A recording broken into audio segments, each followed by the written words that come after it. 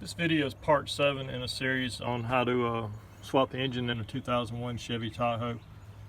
I now have the crate engine installed in the vehicle, and most of the items on the bottom have been bolted on or attached, with the exception of the exhaust manifolds. As you can see right now, it's pretty much a long block placed inside the engine bay, and right now I'll just discuss the highlights or the things that kind of stuck out to me that need to be discussed. So first thing, I put the torque converter back in, and if you saw in a previous video, I said that I was going to have to cut the torque converter off this engine. Well, once I got the engine on the ground, I was able to flip it upside down and get better access. I was finally able to unbolt the torque converter with a torque wrench.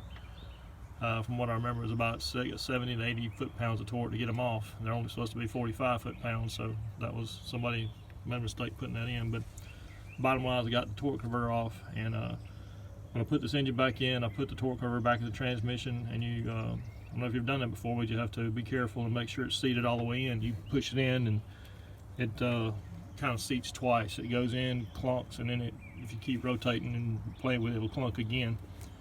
And I checked the depth, make sure it's far enough back in the transmission so it would clear the engine.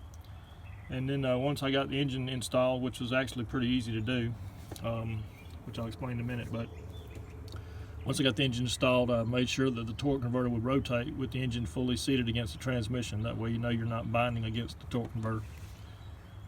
With the engine in place and bolted up to the transmission, there was I think 1, 2, 3, 4, I want to say, let me see here. Here's the old engine on the engine stand. And the bolt holes that hold the transmission are here, here, and then these two over here, and these two over here. Unlike a Chevy 350, there is no bolt hole here, so don't think there is one. This particular bolt hole is difficult because there's a bracket that holds the fuel lines, and the bracket and a combination of a wiring loom kind of get in the way of the wrench. So if you loosen the clamp on the wire loom, sort of move the wire loom out of the way, it makes it a lot easier. And I was able to finally get a pneumatic air wrench in there and run that one down so that it wasn't as hard getting out. But anyway, that's how I did that. So anyway, back to the transmission. What made putting this engine easier, there's two, unlike small block 350s or small block Chevys, there's no bolts from the transmission to the oil pan. On this engine, there's 2 bolts at the very bottom of the oil pan that the transmission bolts up to. And what I did was I took these long bolts out of the air compressor right here. There's 2 of them. Actually, there's 3 of them. I used 2 of them. And once I got the transmission and the engine close, I put those long bolts through the transmission and bolted into the block and used those as guides. And that helped to just kind of, as I pushed the engine lift or engine hoist closer and closer, those 2 bolts guided this engine right up against the transmission. It was a breeze, and I didn't have to work at all to get the thing lined up. So that's a tip that I would use or give you to help get this thing in easy. Like I say, the engine's now installed in the car.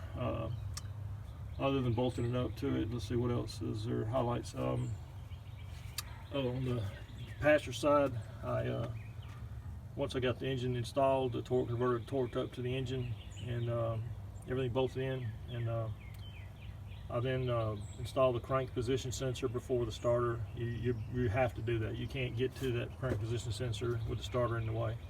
So I put a new crankshaft position sensor, because if you're going to change it, now's the time to do it. So I put a new crankshaft position sensor in. I reinstalled the oil level sensor, and the only thing left I have to do on this side is the oil dipstick once I get everything done. And then also the transmission dipstick's not in either, if you can see that. So that's pretty much it on this side. I still have to put in, I'm about this morning to put in the exhaust manifolds on this side and on this side and attach it to the exhaust below. And then I think I'll pretty much be done with most of the heavy work on the bottom of the engine. After that, I'll install the ignition coils on both of the valve covers, and then put the intake on, and I'll wrap this thing up. It's Saturday morning at about 9:30, 2 weeks after I started this project, and I feel like I'll have it done by about 1 p.m. this afternoon. Let's see, the next about to wrap this video up. Like I say, oh, one other thing, before you attach the torque converter, to do the final torque on this harmonic balancer, it requires about 300 foot-pounds. So we tried to do it outside the car. The engine was moving around too much on the engine stand, so I had to wait until I had this engine. Oh, I got also new motor mounts. There's a new motor mount right down there, a new motor mount right down there. The owner asked for that to be installed. I ordered those off on the internet off rockauto.com, pretty cheap.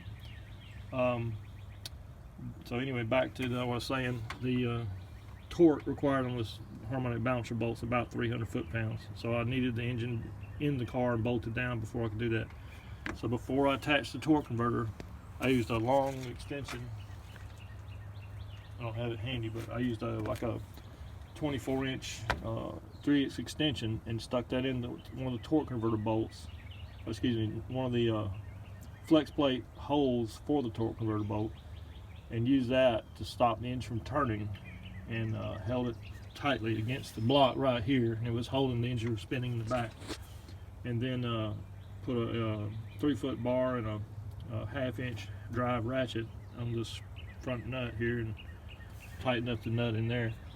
And you go, I think it's the tightening sequence is 37 foot-pounds from loose, and then from there you go another 140 degrees of rotation. This is a torque to yield bolt, one-time use only. And getting that 140 degrees of rotation after the first 37 foot-pounds is pretty hard. It takes a lot of torque. Anyway, I think we got it there. I made a mark on the nut, and then we turned it to 140 degrees. So at this point, the next thing I'm gonna do while I've got the engine in this situation with hardly anything bolted up to it is I'm gonna prime the engine. Unlike small block 350s or Chevy small blocks, the oil pump is driven by the crankshaft. The oil pump's right in here behind the timing cover, and therefore you can't rotate the oil pump independently of the engine. So to prime these engines, to get oil in them before you crank them up, there's a fitting right down here on the block. You can barely see it, it's right down there. And it's got an Allen head socket in it. And I bought a fitting that screws in this hole, and that's how you prime the engine. So I'm gonna make a separate video about that process after this. So I just wanted to mention that. But I'm gonna prime this engine before we go any further, since I can get access to that plug right there. So this is again part 7. Thanks for watching, and stay tuned for part 8.